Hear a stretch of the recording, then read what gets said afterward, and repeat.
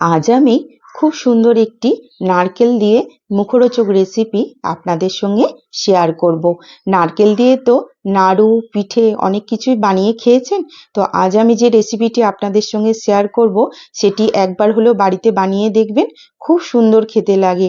গরম গরম ভাতের সাথেই হোক বা বিকেলে চায়ের সাথেই হোক, সবের সাথেই কিন্তু দারুণ খেতে লাগে এই রেসিপিটা।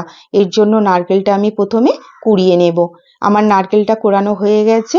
একটা বাটির মধ্যে আমি নারকেলটা দিয়ে দিলাম, নারকেল কোড়াটা। এবার সাথে দিচ্ছি আমি এইরকম চামচের, ছোট চামচের 4 থেকে 5 চামচ মতো বেসন দিয়ে দিলাম। আর দেব তার সাথে আমি 2 চামচ মতো চালের গুঁড়ি। এবার দিচ্ছি স্বাদ অনুসার নুন। আর দেব ছোট চামচের 1 চামচ মতো কালো জিরে। এই কালো জিরেটা দিলে কিন্তু খুব সুন্দর একটা ফ্লেভার আসে আর খেতে বেশ ভালো লাগে। আর এবার দিচ্ছি আমি 2টো মতো কাঁচা লঙ্কা মিহি করে কুচিয়ে এর মধ্যে আমি দিয়ে দিচ্ছি। আর দিচ্ছি বেশ কিছুটা পরিমাণ ধনেপাতা কুচি। আর সাথে দেব 1 চামচ মতো হলুদ গুঁড়ো। এবার সব কটা উপকরণ প্রথমে আমি ভালো করে মিশিয়ে নেব, হাতে করে এইভাবে করে।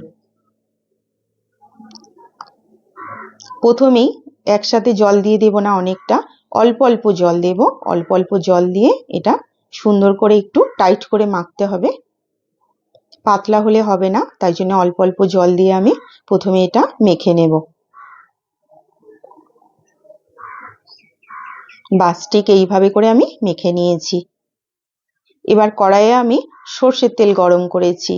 আমি সর্ষের তেল দিয়েই বানাবো, আপনারা চাইলে রিফাইন্ডেও বানাতে পারেন। তবে সর্ষের তেলে বানালে যে কোনো তেল ভাজা পকোড়া একটু টেস্টটা কিন্তু ভালো লাগে, তার জন্য দিলাম।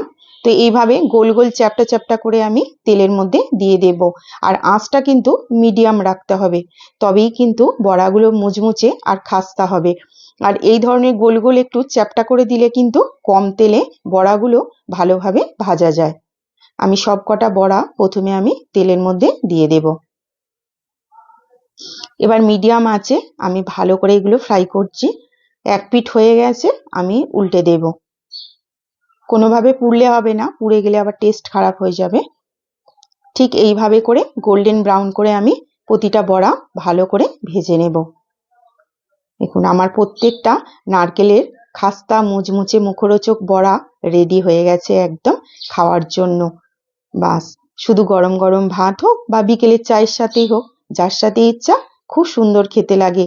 তাহলে আপনারাও অবশ্যই বাড়িতে বানান। বাজারে তো সহজেই নারকেল পাওয়া যায়, আর বাড়িতে থাকলে তো